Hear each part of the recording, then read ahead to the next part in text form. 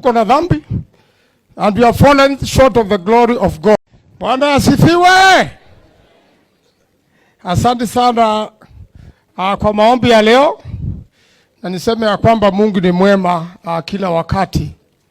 Nimefurahi sana kuwa hapa na Wakristo wenzangu. Niseme ya kwamba ni kweli gharama ya maisha iko juu. Na shida moja tuko nayo Ukambani na hapa Masaini ni shida ya title deed ya wananchi. Kulingana na taarifa ya Bwana Ruto, alisema kwamba ametumia nguvu zake kufanya revocation ya title moja huko Ukambani. Kama wakili ningesema katika katiba mpya uwezi revoke title yoyote. Na title imeenda county. Ile ya Kajiado County ndio wenye title za huku.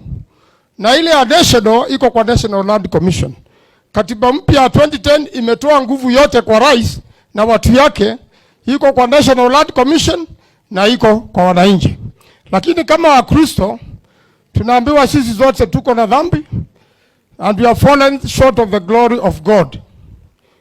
Hata hivyo tumeambiwa pia usione chembe chembe kidogo kwa macho ya mwenzako na wewe uko na ile kitu kubwa kwa macho yako.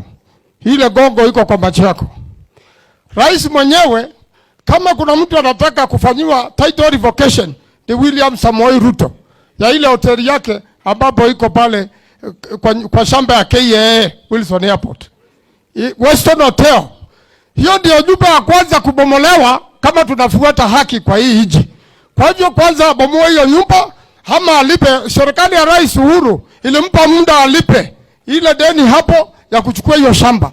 Kipande moja ni KCAA, kipande kingine ni nyumba ya watoto maskini mayatima, na alichukua yote. Na alikuwa karibu kunyakua shule pale ndio akasimamishwa na koti.